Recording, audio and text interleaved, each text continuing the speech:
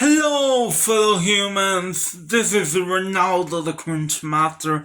I just want to say something. I think that I have found out the problem right about now with the because sorry, in the video before this is kind of part two of the suggestion thing.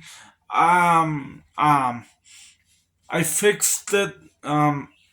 The problem was that in my files, in my data files, I deleted the videos that I did before in the data files, but it was when you delete the videos, it like save in the cloud, so um the video. I don't delete videos from YouTube. I'm talking about the gallery, the file gallery.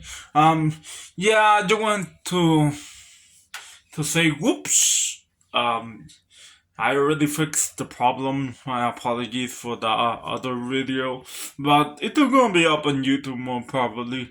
Yep.